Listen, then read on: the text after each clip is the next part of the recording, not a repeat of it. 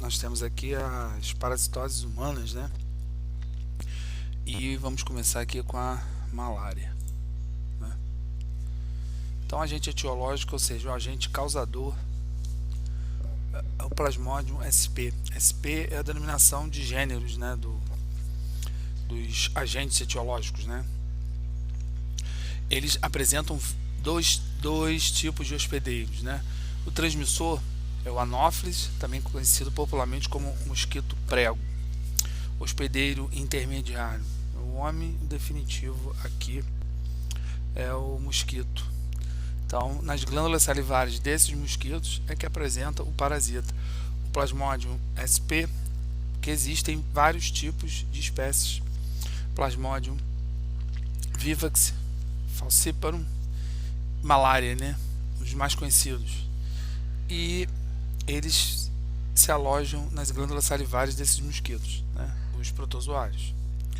Então, nós temos as três. Tem o Plasmodium ovale na África. Lembrar que indivíduos com anemia falciforme são selecionados, ou seja, todos aqueles indivíduos que apresentam anemia falciforme, eles não apresentam malária, porque o protozoário, ao se instalar no sangue desses indivíduos, como a hemoglobina, as hemácias estão alteradas, não há como eles completarem o ciclo reprodutivo nessas células. Então é um fator de seleção para quem tem anemia falciforme. Na verdade, na anemia falciforme ocorre uma alteração na sequência de aminoácidos da hemoglobina. Então, geneticamente, essa hemoglobina é alterada. Então, as hemácias adquirem a forma de foice e não bicôncava como as hemácias normais, né? As fêmeas são hematófagas, né? São elas que fazem a transmissão. Sinônimo de impaludismo, febre intermitente, e os agentes etiológicos são os protozoários que a gente conhece aí, né? Então, o parasita se instala na corrente sanguínea, alcança o fígado e se multiplica, faz a reprodução, né? As hemácias acabam sofrendo rompimento e os plasmódios saem, são formas reprodutoras deles, né? Tem um trofozoito e um merozoito. Ao sair das hemácias, causa um pico febril que é característica dessa doença. E aí desencadeia no sistema nervoso central o mecanismo da febre, né? Então,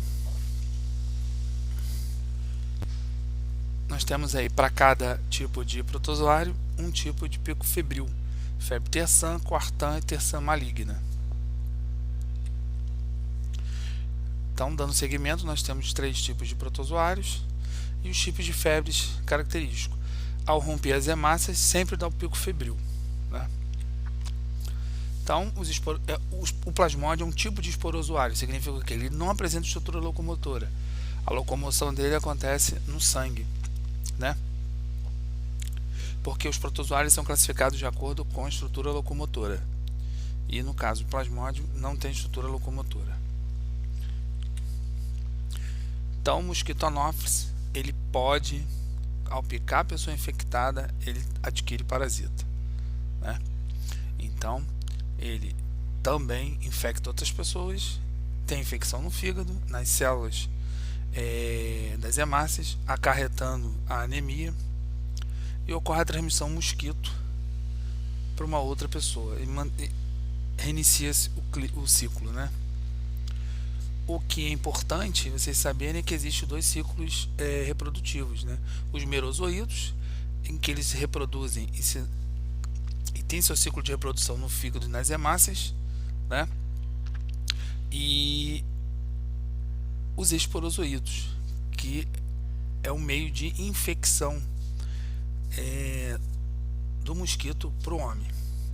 Então, os esporozoítos, vocês podem perceber, os ócitos, né?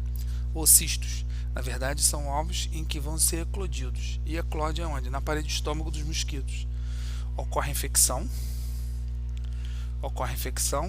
através de esporozoítos. Os esporozoítos invadem o fígado, ocorre um ciclo reprodutivo, eles invadem as hemácias e na forma de merozoíto é que ocorre a infecção de hemácia para hemácia. ocasionando aí a febre quando há rompimento das hemácias. Então, de novo, o ciclo, né? Os estágios 1, esporozoítos invadindo as células hepáticas, células do sangue, células do fígado, ciclo nas hemácias na forma de merozoítos, forma-se os gametócitos masculino e feminino. Ao picar o mosquito ao picar, esses protozoários invadem a glândula salivar do mosquito, né? E aí na forma de esporozoíto, e aí se reinicia o ciclo, né?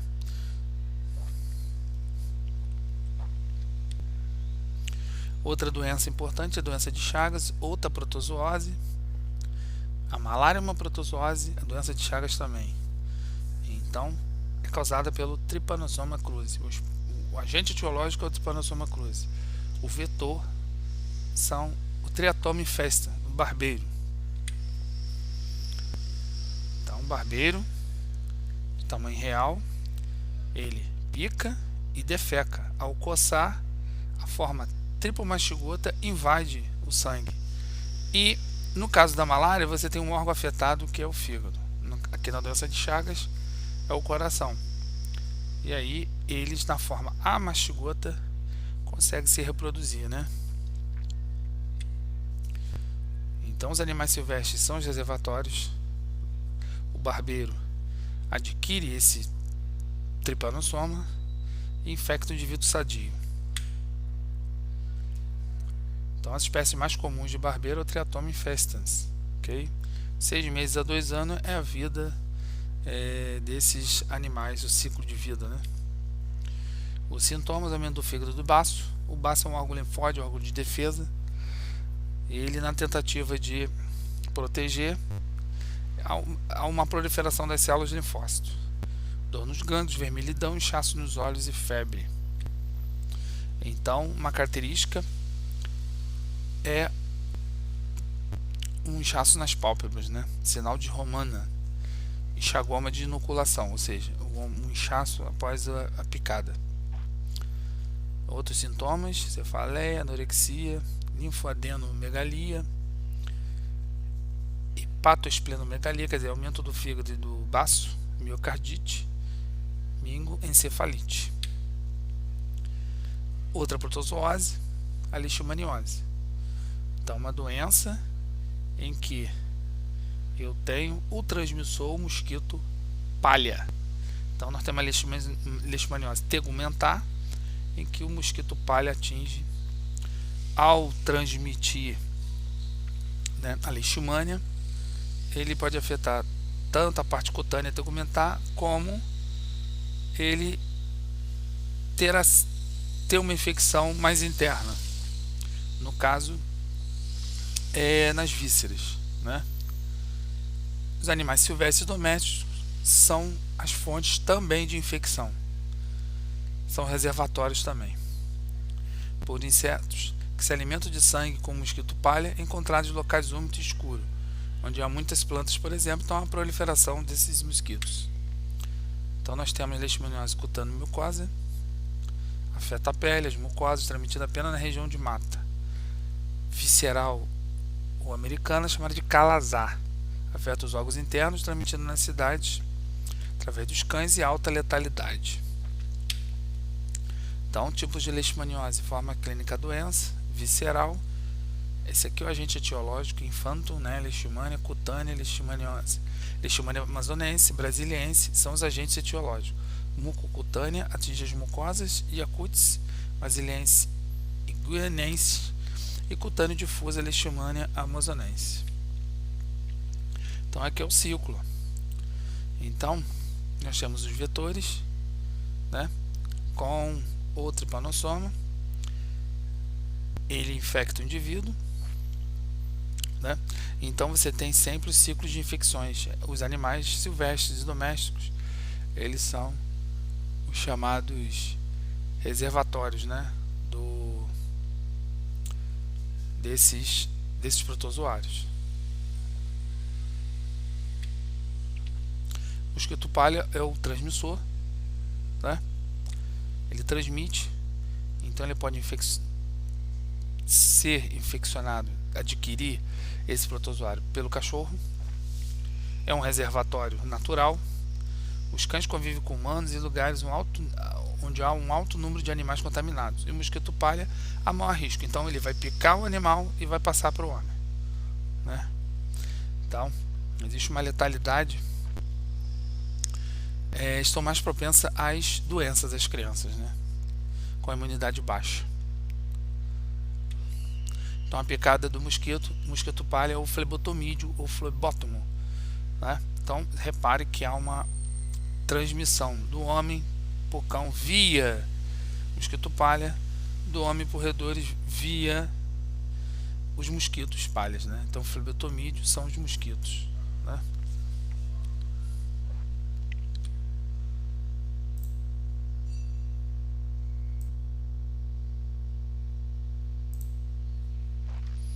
Então nós temos essas vias de transmissão, né? A leishmaniose causa no animal emagrecimento, queda de pelos, artrite, né? Lesão nos olhos, deformação nas unhas, feridas nas orelhas, nariz, ínguas e no corpo, né? Ínguas no corpo, né? Justamente por causa da infecção. Os conceitos gerais. Então você tem um agente etiológico para uma outra doença, que é a amebíase, que é uma outra protozoose, né? Então os conceitos gerais são aqueles conceitos em que você tem uma infecção geral nos órgãos, né? E alguns casos patológicos graves. Então os agentes etiológicos aqui da amebíase é a entamoeba histolítica, e você tem os hospedeiros, né? O homem e os outros mamíferos, as formas adquiridas de parasito, cisto e trofozoíta. Cisto, essa forma infectante, trofozoíta, essa forma. Então,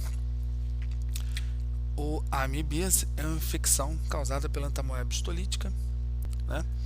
Temos a amebíase intestinal ou não invasiva, que ela é assintomática.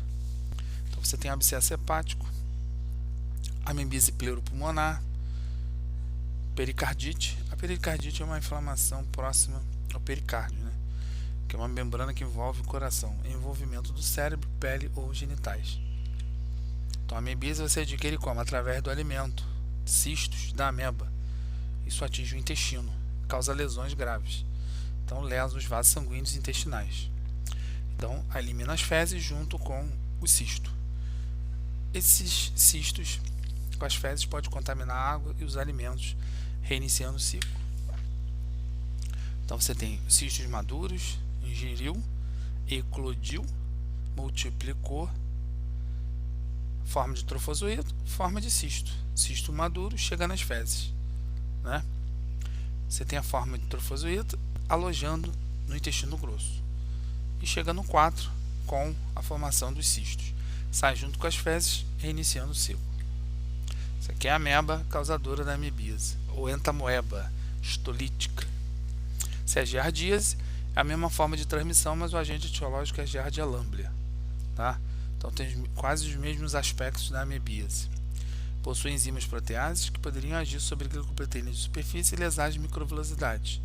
Desencadeia a resposta inflamatória e imune, ou seja, você começa a produzir GA e GE, que são anticorpos para a doença. Ela causa diarreia. Então aqui é Giardia lamblia na forma trofozoítica e na forma cística. É um protozoário flagelado, né? Você pode observar que nas amebas é um protozoário através da locomoção por pseudópodos. Você tem injeção de cisto, né? Trofozoído começa a se reproduzir de forma sexuada, forma-se os cistos são liberados e pode contaminar o alimento novamente. Então você tem um ciclo de infecção. Toxoplasmose é um outro tipo de protozoose. Protozoose causador, Toxoplasma gondii, a transmissão através de carne crua mal cozida e através da placenta. Sintomas, pode causar cegueira. Então a característica da toxoplasmose é a cegueira, né? medidas profiláxicas, sempre a higiene e evitar a contaminação ao lidar com animais como gato. Heteroxênico, tem 2 hospedeiros, hospedeiro definitivo e intermediário. O que serve os hospedeiros? Os hospedeiros servem para que o agente etiológico termine o seu ciclo reprodutivo. Então, geralmente nas protozooses você tem o hospedeiro intermediário, o homem, os definitivos e os animais, né? Os mamíferos animais, hospedeiros intermediários, transmite a infecção quando a sua carne serve de alimento para outros animais, ou homem ou por via congênita, né? De mãe para filho. Fase assexuada nos hospedeiros definitivo e intermediário, fase sexuada nos epitélio intestinal de gatos jovens não imunes. Então você sempre tem uma fase nos animais e uma fase de reprodução para o homem. Aqui, através da transfusão, transmissão placentária são vias e alimentos são vias de infecção, né? Estágios de infecção e estágios de diagnóstico, né? O ciclo de vida não tem como, mas são agentes de infecção. Então você vai adquirir aqui trofozoído transmitido através da placenta. Então passa do agente etiológico da mãe para o feto. Os cistos são ingeridos através da carne de animais, tá? Esses cistos também podem contaminar os gatos, que passa a ser o hospedeiro definitivo. Os oocistos são esporulados nas fezes e você tem o início da eclosão. Então, através da comida e da água, esses animais adquirem esse tipo de parasita. A transmissão vertical da toxoplasmose, hospedeiros definitivos, animais, hospedeiros intermediários, o homem, né? Aqui a transmissão via placentária e através dos animais. Toxoplasmose, a prevenção, realizar a limpeza de águas, né, de reservatório, lavar bem as frutas, né? Ateníase e a cisticercose. Então agora nós temos as verminoses. Então nós temos a Taenia solium, a Taenia saginata, né? Que para cada hospedeiro é diferente. A Taenia solium é o porco, a Taenia saginata é o boi. E nós temos a transmissão da cisticercose, quando há ingestão direta dos ovos da Taenia. Então você tem a Taenia solium, aqui a cabeça, escólex, né? E todo o corpo dela, chegando até 10 metros aí. Então, o agente etiológico é a Taenia solium, para cisticercose, a transmissão, ingestão de ovos ou parasitas ou água ou alimento. A larva do parasita pode cistar-se e atingir o cérebro. E aí você tem o homem passa a ser o hospedeiro intermediário na cisticercose, porque na teníase ele é o hospedeiro definitivo. Características gerais, então tem cabeça, repara que tem um estróbilo, essas proglotes saem com as fezes, né? São hermafroditas, realizam autofecundação. Então são parasitas intestinais. Então quando você adquire ingere o alimento, como porco ou boi, você adquire o cisticirco. Então eles alojam no intestino, né, e podem sair nas fezes humanas. Aqui é a mesma coisa, ingestão através dos cistos, né? E aí você adquire, eles eclodem e se transformam nos vermes adultos. E o hospedeiro intermediário, o boi ou vaca, o hospedeiro definitivo é o homem, né? É óbvio que os ovos eclodem em cistos e os cistos ficam armazenados na musculatura do porco ou boi. Então aqui é um verme, ó, cabeça, escólex, corpo dele todo, as proglotes grávidas com os ovos, proglotes maduras, e aí começa a se desprender na parte intestinal do homem.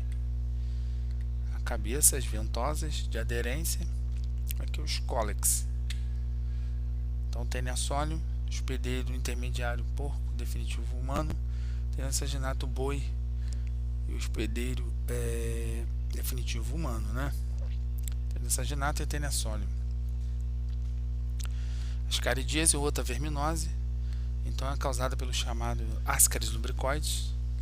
É a verminose intestinal humana mais disseminada no mundo. Então, ocorre a contaminação através da água, dos alimentos contaminados por fezes humanas. O único reservatório é o homem, né?